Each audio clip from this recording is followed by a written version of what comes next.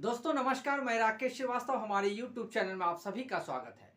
क्या आने वाले कुछ वर्षों में दुनिया भर के जिन देशों में लोकतांत्रिक व्यवस्था चल रही है, क्या उनकी लोकतांत्रिक व्यवस्था पूरी तरह से खत्म हो जाएगी? क्योंकि फिलहाल के हाल के कुछ वर्षों में अगर देखें, नज़र डालकर देखें, तो कुछ वर्षों में कुछ देशों की लोकतांत्रिक व्यवस्था बिल्कुल खत्म हो चुकी है और अब वहाँ चुनिंदा सरकार की बजाय एक ही पार्टी की सरकार चल रही है और दुनिया भर में इसे लेकर कोहराम मचने और इसका विरोध जताए जाने के बावजूद उन देशों में लोकतांत्रिक व्यवस्था बहाल नहीं हो पाई है। इसका सबसे बड़ा उदाहरण चाइना है। लेकिन बात आज सिर्फ चाइना की नहीं होगी, आज बात हो रही है अमेरिका की। अमेरिका में जो लोकतांत्रिक व्यवस्था है वो दुनिया भर के लिए एक मिसाल रही है। दुनिया भर के देश अपने देशों में अमेरिका के लोकतांत्रिक व्यवस्था की दुहाई देते रहे हैं, लेकिन उसी अमेरिका में अब लोकतांत्रिक व्यवस्था खतरे में है। दरअसल डोनाल्ड ट्रंप जो दूसरी बार वहां के राष्ट्रपति बने हैं, उन्होंने हाल ही में एक ऐसा इंटरव्यू दिया जिस इंटरव्यू के बाद अमेरिका में कोहराम मच गया है।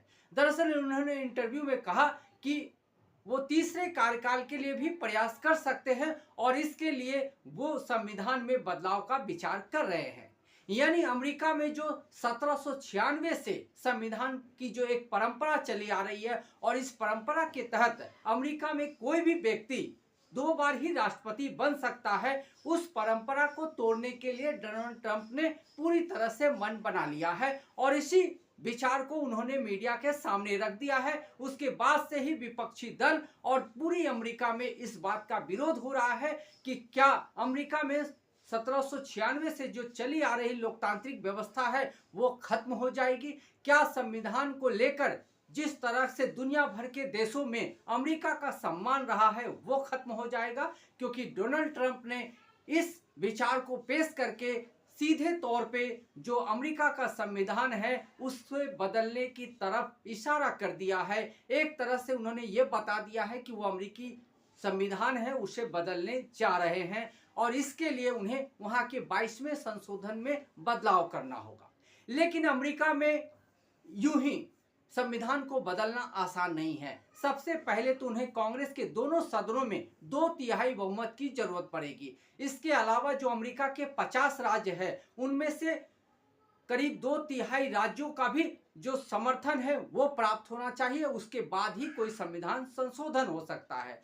चूंकि अमेरिकी इतिहास में इससे पहले कभी ऐसा नहीं हुआ कि किसी भी राष्ट्रपति ने 3 बार का कार्यकाल पूरा किया हो। इससे पहले जॉर्ज वाशिंगटन ने 2 बार का कार्यकाल पूरा किया और उसके बाद उन्होंने इस्तीफा दे दिया था। लेकिन अब अमेरिकी राष्ट्रपति डोनाल्ड ट्रंप ने तीसरी बार राष्ट्रपति बनने के लिए संविधान में संशोधन का विचार रखा है और इस पर वो विचार मंथन कर रहे हैं। तो सवाल ये उठता है कि क्या आने वाले वर्षों में अमेरिका का जो लोकतांत्रिक व्यवस्था है वो पूरी तरह से बदल जाएगी? क्या अमेरिकी संविधान में बड़ा फेरबदल होगा? क्या एक व्यक्ति जो पहले 2 बार राष्ट्रपति बन चुका है वो अपनी सत्ता की लोलुपता में वहां तानाशाही बनकर या तानाशाही व्यवस्था स्थापित करने की फिराक में लगा है? कुछ इसी तरह की व्यवस्था, कुछ इसी तरह की स्थिति भारत में भी देखने को मिल रही है। भारत में यूं तो फिलहाल संविधान के साथ कोई छेड़छाड़ नहीं हो रहा है, लेकिन संविधान को बिना छेड़छाड़ किए हुए जो यहाँ की संवैधानिक व्यवस्था है, जो यहाँ की संवैधानिक संस्थाएं हैं, उसमें जरूर बदलाव लाने का प्रयास किया जा रहा है। खास करके चुनाव आयोग, सुप्रीम कोर्ट, उसके अलावा जितनी भी संवैधानिक व्यवस्था है उनको अगर ध्यान से देखें तो पिछले 10 वर्षों में उनके कार्यकाल में एक बड़ा अलग तरह का रूप देखने को मिला है। चुनाव आयोग पिछले 10 वर्षों में लगातार मीडिया और दूसरे लोगों के सवालों के जवाब घेरे में है कि आखिर चुनाव आयोग क्यों नहीं फेयर हो रहा है। वहीं सुप्रीम कोर्ट, हाई कोर्ट और दूसरे जो कोर्ट्स हैं उनके जो फैसले हैं उसे लेकर भी अब चर्चाएं शुरू हो गई है। और उसके अलावा जो नीति आयोग है और दूसरी जो व्यवस्थाएं हैं उन सारी व्यवस्थाओं में जिस तरह से बदलाव किया गया या बदलाव के बाद जिस तरह से ये व्यवस्थाएं सरकार के इशारे पे काम करती नजर आई या सरकार की कठपुतली होती नजर आई, उसके बाद ये सवाल जरूर खड़ा हो गया है कि भारत में भले संविधान में छेड़छाड़ ना किया गया हो, लेकिन संवैधानिक जो व्यवस्था है उसमें जरूर छेड़छाड़ किया जा रहा है और इसका असर आम जनजीवन पर देखने को मिल रहा है। आपको याद होगा कि देश भर में कई राज्यों में ऐसे थे जो सत्ताधारी दल के अलावा विपक्ष की तरफ से सरकार बनाए गए थे, लेकिन उन सरकारों को अवैध रूप से गिराकर वहां पर अपनी सरकार बनाई गई। वहां के विधायकों को तोड़कर, वहां के विधायकों को डराकर उनके घरों में ईडी, सीबीआई और दूसरी एजेंसियों से छापे मरवाकर उन्हें इतना डराया धमकाया गया कि आखिर में उन्होंने पाला बदला और पार्टी बदलने के बाद जो सत्ताधारी पार्टी चाहती थी केंद्र में बैठी हुई, उनके इशारे पे वहां पर गवर्नमेंट बदलाव हुआ और वहां पर फिर से उनकी गवर्नमेंट बन गई।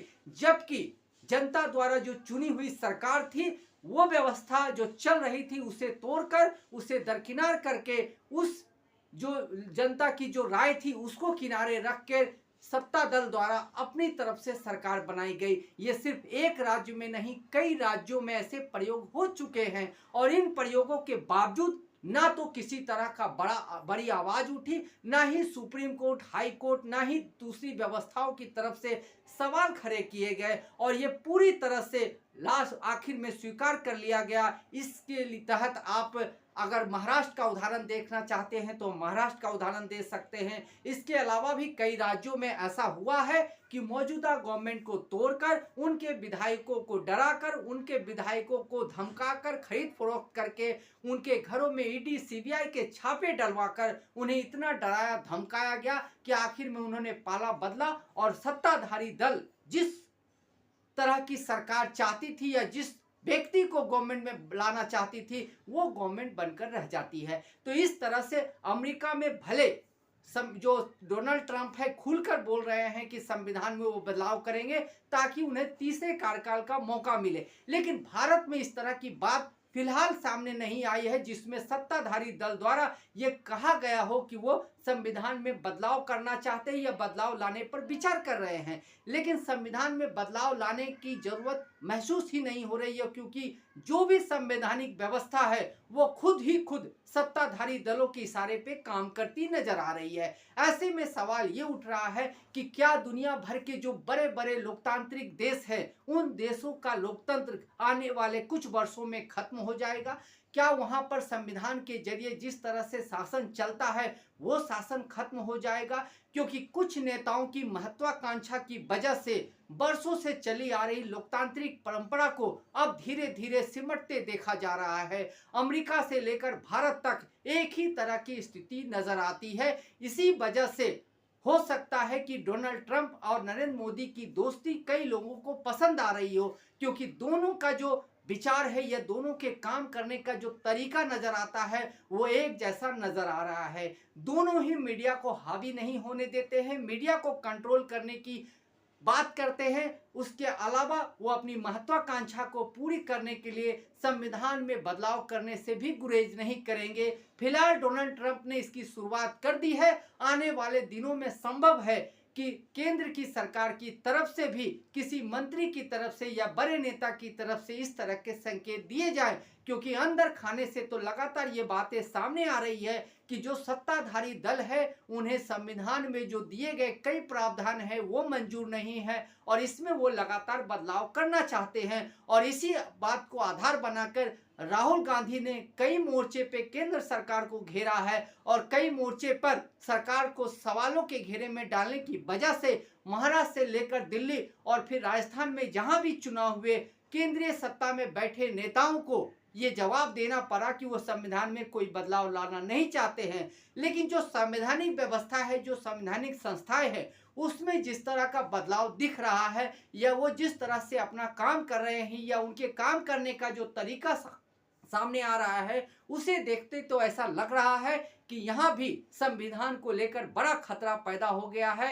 डोनाल्ड ट्रंप ने इसकी घोषणा कर दी है। आने वाले दिनों में संभव है कि देश में भी संविधान को लेकर या उसमें बदलाव को लेकर एक कोई बड़ा ऐलान हो सकता है, क्योंकि महत्वाकांक्षाएं चरम पे है और इसकी वजह से देश में महंगाई, बेरोजगारी आसमान पे पहुंच गई है। लेकिन इस तरफ देखने की फुर्सत किसी के पास नहीं है। लेकिन महत्वाकांक्षाओं को उड़ान देने के लिए तमाम तरह के प्रयास किए जा रहे हैं, इस तरह की व्यवस्था बनाई जा रही है, मीडिया को सेंसरशिप में लाया जा रहा है, यूट्यूब पर भी शिकंजा कसने की तैयारी की जा रही है। तो समझा जा सकता है कि भले संविधान में छेड़छाड़ न किया गया हो, लेकिन संवैधानिक दायरे में जो भी संस्थाएं आ रही है उसे कुचलने का प्रयास जरूर हो रहा है। आज के लिए बस इतना ही। अगर आप हमारे श्रोता हैं तो आप हमें जरूर लाइक और सब्सक्राइब करें। तब तक के लिए नमस्कार।